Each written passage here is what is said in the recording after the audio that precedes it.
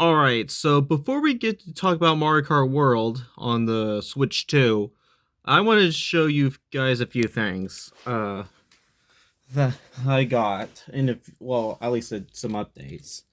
So first of all, I put, I put, I finished the Lego Baby Mario and Baby Luigi Lego things, and I put Birdo on this Bitty Bug, even though it doesn't really match her color, at least for this Birdo. The original one. I just decided to put her here anyway, because since Lego Birdo exists and there's not a Hot Wheels Mario Kart for Birdo, we might as well do this. Also, I also got Dixie Kong's music thing for on eBay, and got for a pretty decent price, and that means I could put Dixie Kong into Tri-Speeder, which, believe it or not, is not even possible in Tour, because the Tri-Speeder is not in Tour. It is, in fact, it's the only card from Mario Kart 8 that's not in Tour other than the Mercedes cars. So anyway, so at least we got what should have been and not what we got. I made my opinion on Peachette very, very clear, to the point where it annoys a few people, and the people I annoy with it unintentionally are people who are just don't really find her that harmful, or just find her very underwhelming, and why mention it? She's irrelevant. Well, if she's irrelevant, then why did she show up in a game, in a remake of a game that predates her entire existence? I mean, at least put Nabbit there. He was there when Mario Kart 8 first came out. He debuted in 2012. And the year before, he made his playable debut in the Super Luigi U.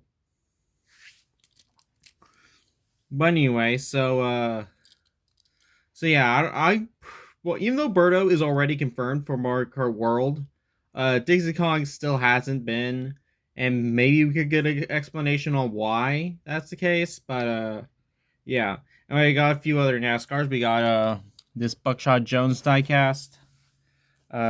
Just decided to get that, and same thing with this God Bless America Sterling Marlin. And I have a new Dale Sr. to add to my collection, alongside a Dale Earnhardt Jr. that comes with him. Also, I predicted Glowingo, because I made a paint job of that in Manor National, and it looks nearly identical. I mean, the letters are the same colors as body, but I can change that, no problem. So anyway, so for Mario Kart World, so far it's just Mario enemies, but I'm pretty sure they're saving the big hitters for April 17th, and there might be some unlockables too. But the best part about all the species things is that you get some really wacky picks, such as Fishbone and Cheep Cheep, which is just fish in general, underwater creatures in general. I mean, to be fair, dolphins can actually, or more mammals, so they can breathe. Even they can breathe air, so yeah, that's why they jump out and all that. So, but it's kind of weird seeing sea creatures pilot carts now. But then again, dinosaurs can control carts, so who am I to judge? I mean, at least we got Goomba finally playable. It took them way too long to get Goomba playable. I mean, come on, he's the most iconic Mario enemy. And it could be the Goomba we play as could be the very first Goomba. Also, probably my personal favorite pick from Mario Kart World is Spike. Yes, we can actually finally play as Fishy Boopkins in Mario Kart, even though he's redesigned in the actual SMG4 show. But his classic design still remains in the remakes, so that's a plus. So yeah, we can now recreate stupid Mario Kart with Mario Kart World, so that's pretty cool. Yeah, and so far it's looking amazing. And and there's like item customization, and I'm pretty sure they're gonna keep what was great about the last two games and improve upon that formula, and trying to get rid of as much fat as they can. And they already did that by just getting rid of cart customization altogether. And well, that's a shame because that means they remove gliders. But I mean, the gliders had charm. I mean, they could just have the super glider and that's it. But I'm not complaining. But at any rate, um, so I'm very hyped for Mario Kart World, and I told my parents to just note when it comes out, which is June 5th, and Mario Kart World's going to release the same day, and it's going to come with a bundle. So I'm probably going to get the bundle, even though the game itself is pretty overpriced. Just getting it separately, but